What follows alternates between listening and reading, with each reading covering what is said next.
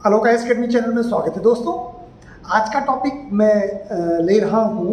उत्तर प्रदेश सरकार ने जो नई जनसंख्या नीति लेकर के आई है उस पर थोड़ी सी हम लोग पर चर्चा करेंगे। 2-3 दिन हो चुके हैं सरकार को ये नीति लाए हुए, और मेरे बहुत ही प्रिय विद्यार्थी ने एक बात कही थी कि सर आप अपना वीडियो थोड़ा सा डिले बनाया करिए, जिससे कि उस पर सारे तथ्य आसानी से एक बार में कवर हो जाए और किंतु पर लेकिन ना रहे। इसलिए मैंने जनसंख्या नीति पर थोड़ा सा डिले करके एक वीडियो बनाया है, जिससे कि आप एक अपनी सोच विकसित कर चुके हो, उसके बाद मैं उसमें एक चिंतन लेकर के आऊँ। दोस्तों, जनसंख्या नीति में मैं ये बिल्कुल बताने वाला नहीं हूँ कि अगर आप 2 बच्चे से कम यानी 1 बच्चा पैदा करेंगे तो आपको क्या फ़ायदे मिलेंगे, या आपने 2 बच्चे से ज़्यादा पैदा कर ली तो आपको क्या नुकसान होने वाला है। ये बात आप सब जान चुके हैं। 2-3 दिनों में यूट्यूब में भी बहुत सारे आ चुके हैं, मीडिया में भी बहुत सारा डिस्कशन है, प्रिंट मीडिया और इलेक्ट्रॉनिक मीडिया में। तो हम लोग करने क्या जा रहे हैं, हम लोग इसके पीछे का जो अंतःमन में, जो कैमरे के पीछे होता है, जो मनुष्य के मस्तिष्क के अंदर होता है, उसका विश्लेषण करेंगे। सरकार की नीति, सरकार के चिंतन का विश्लेषण करेंगे। हम लोग ये जानने का प्रयास करते हैं कि उत्तर प्रदेश की जनसंख्या नीति क्यों आई।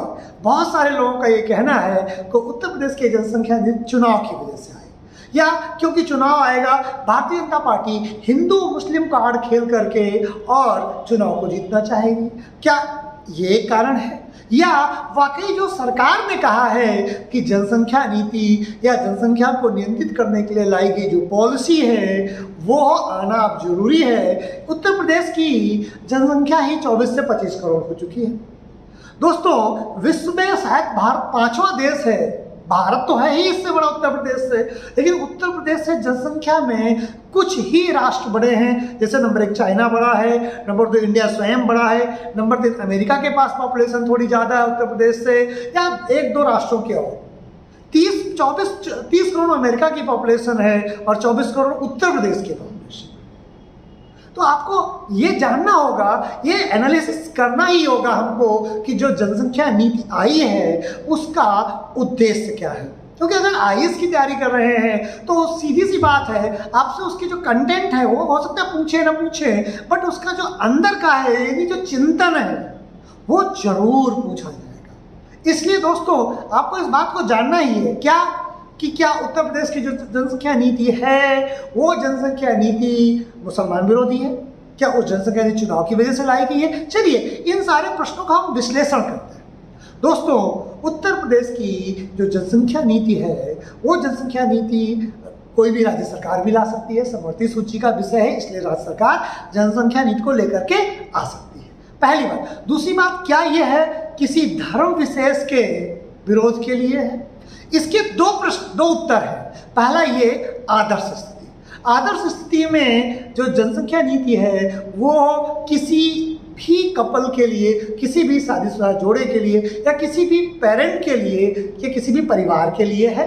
उसका धर्म से कोई लेना देना नहीं। यानी जो व्यक्ति भी 2 बच्चे से ज़्यादा बच्चे पैदा करेगा, वो हिंदू हो, मुसलमान हो, सिख हो, ईसाई हो, या किसी भी धर्म और मतलब संप्रदाय का हो, उसको जिन जिन अधिकारों से वंचित किया गया है, जैसे कि उसे जो है सरकारी नौकरी नहीं मिलेगी, उसे टैक्सेशन में रिलैक्स नहीं मिलेगा, उसे पंचायत चुनाव लड़ने से वंचित किया जाएगा, और उसे सरकारी नौकरी से बर्खास्त किया जाएगा। तो ये सारी चीज़ें किसी भी धर्म का व्यक्ति हो उसको बराबर रूप से लागू होगा। तो आदर्श स्थिति में हम ये कह सकते हैं, कानूनी लैंग्वेज पे हम ये कह सकते हैं कि यह जनसंख्या नीति किसी भी तरह का भेदभाव नहीं करती है। इंटरव्यू में आपको यही कहना है। लेकिन अगर आप जो विपक्ष इसका विरोध कर रहा है कि जनसंख्या नीति मुसलमानों के विरोध में लाई गई है, अब इनका लॉजिक क्या है।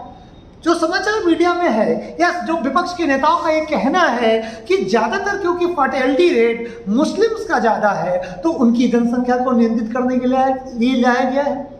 अब इस बात को उत्तर प्रदेश के जो मुख्यमंत्री श्री योगी आदित्यनाथ जी हैं उनके इस बयान से जोड़ा जाए। उन्होंने अभी न्यूज़ 18 को एक बयान दिया था। उस बयान में ये कहा कि ये जनसंख्या नीति, यहाँ से शुरुआत हुआ था इंटरव्यू की, कि ये जनसंख्या नीति उन लोगों के लिए भी है जो मिशन मोड में अपनी जनसंख्या को बढ़ा रहे हैं। अब अगर इस मिशन मोड को शब्द को कोडिफाइड किया जाए या इसे डिकोड किया जाए, अगर हम ये कहें, तो हमें निकल कर आ जाता है कि भारत में एक ऐसी धारणा है, वो धारणा सच है या गलत है, ये मैं आप पर छोड़ता हूँ, लेकिन ऐसी धारणा है कि मुस्लिम पंथ के लोग या इस्लामिक संप्रदाय के मानने वाले लोग मिशन मोड में ही जनसंख्या को बढ़ा रहे हैं। और ये जनसंख्या क्या उन्हीं को रोकने के लिए लाई गई है? चलिए इसका एक मैं उदाहरण लेता हूँ। ये उदाहरण मेरे गांव का है। मेरे गांव या क्षेत्र का जो भी वीडियो देख रहे हो, वो कभी भी एक बार मेरे पास शिकायत आई कि मैं गांव के जमींदारों की आलोचना करता हूँ, उनकी बुराई करता हूँ, या मैं जैसे उदाहरण लेने जा रहा हूँ तो यहाँ 2 कैरेक्टर का उदाहरण लेने जा रहा हूँ। एक कैरेक्टर है जो मुस्लिम है, उनके 10-11 बच्चे कुर्नी में ही है, मैं अब नाम नहीं लूंगा वरना गड़बड़ हो जाएगा। एक कैरेक्टर जो हिंदू है, मेरे घर के सामने ही रहते हैं, वो हिंदू हैं, उनके भी 8 से 9 बच्चे हैं। तो ऐसा नहीं है। अब वो जो ये जनसंख्या नीति आई है, वो हिंदू कैरेक्टर जो है, जिनको हम भैया कहते हैं, उनके लिए भी लागू होगी, और जो मुस्लिम कैरेक्टर है, जिनको भी हम भैया ही कहते हैं, हमारे गांव में रहते हैं, सब जानते हैं, जो लोग हमारे क्षेत्र का वीडियो देखेंगे वो जानेंगे। मैंने 2 कैरेक्टर उठाए, दोनों ने दबा के बच्चे पैदा किए, 8 से 10 बच्चे, एक हिंदू भी है, एक मुस्लिम भी। और आप आश्चर्य मानिए, उनके ही एक हिंदू जो कैरेक्टर हैं हमारे परिवार में या हमारे परिचितों में, उनमें से एक व्यक्ति हैं जो मेरे साथ ही पढ़े हैं, उनके भी 8 बच्चे हैं, तो हिंदू ही हैं, मेरे साथ पढ़े हैं।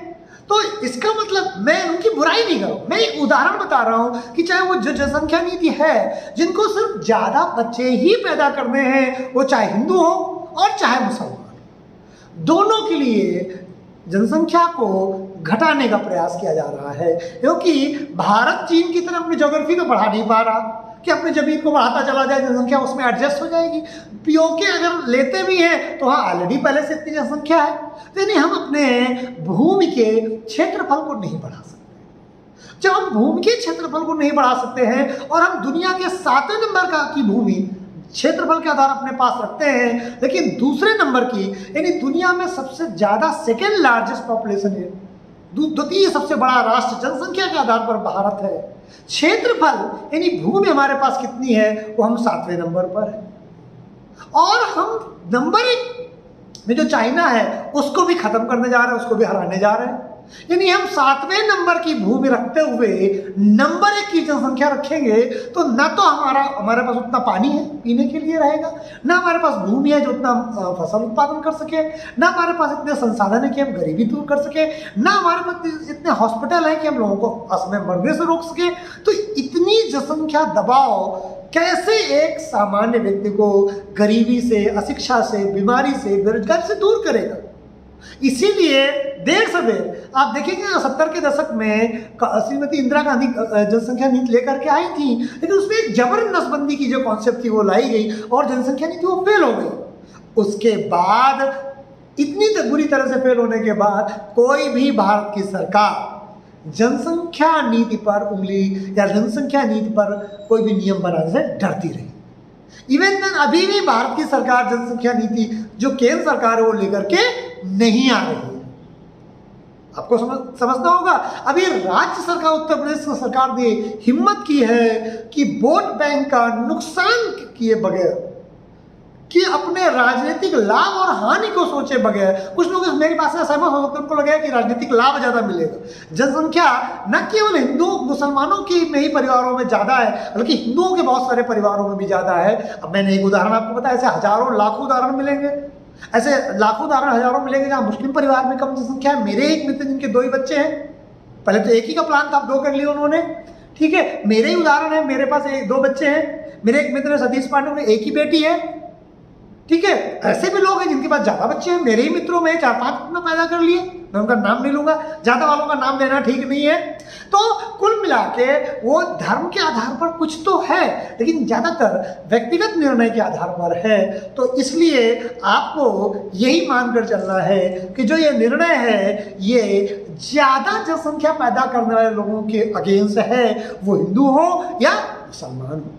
हाँ, ये सच है कि जो 2011 की जनगणना है उसमें मुस्लिम महिलाओं की जो फर्टिलिटी है वो हिंदू महिलाओं से ज़्यादा है। ये बात भी सच है। इसीलिए इसे विपक्ष जो है ये कहता है कि ये मुसलमानों के विपरीत है। लेकिन नियमतः लीगैलिटी के आधार पर, कानूनी आधार पर और संवैधानिक आधार पर यह किसी धर्म विशेष के विरोध में नहीं है। लेकिन दुर्भाग्य से क्योंकि जनसंख्या वृद्धि दर मुस्लिम बिरादरी में ज़्यादा है, इसीलिए यह एक आम अवधारणा बन सकती है या बन रही है कि यह मुसलमानों के विरुद्ध है।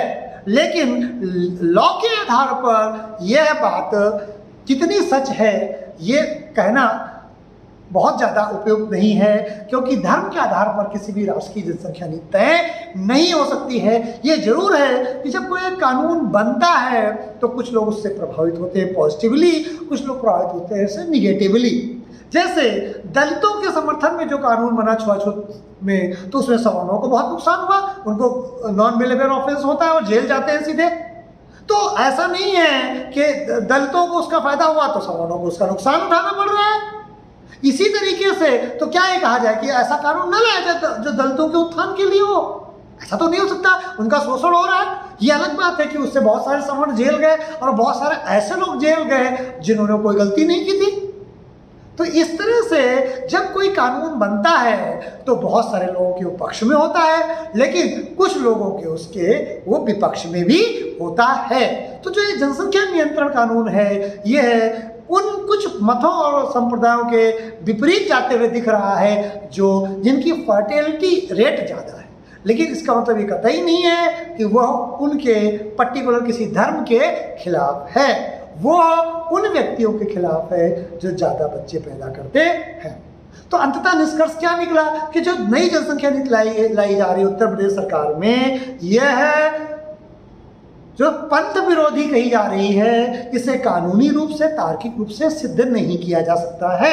हाँ, भावनात्मक रूप से कहा जा सकता है, क्योंकि 2011 की जनगणना के अनुसार मुस्लिम महिलाओं की फर्टिलिटी रेट ज़्यादा है, तो उनकी फर्टिलिटी रेट को कम करने के लिए यह जनसंख्या नीति लाई गई है।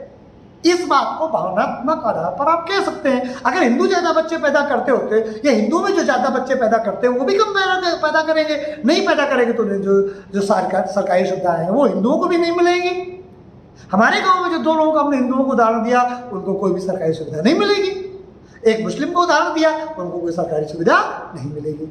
तो मेरे गाँव में अगर मैं 3 लोगों को उदाहरण लेता हूँ तो 2 लोगों की फर्टिलिटी हिंदुओं की ज़्यादा है। ठीक है, तो इसलिए इसको हिंदू मुस्लिम ना करके एक सामान्य जो एक सिविल सर्वेंट के लिए उसे या सामान्य भारतीयों के लिए बात समझनी होगी कि यह जनसंख्या नीति किसी धर्म और संप्रदाय के विपरीत नहीं है। हाँ, कुछ लोग उससे इस बात से सहमत हो सकते हैं कि यह मुसलमानों के खिलाफ लाई गई है, और यह मैं फिर कह रहा हूँ कि यह भावनात्मक आधार पर बात सही है। मुसलमानों के खिलाफ इसलिए दिख रही है क्योंकि मुसलमानों की जनसंख्या वृद्धि दर हिंदुओं की जनसंख्या वृद्धि दर से ज़्यादा है, तो मुसलमानों को अपनी जनसंख्या वृद्धि दर को नीचे लाना पड़ेगा।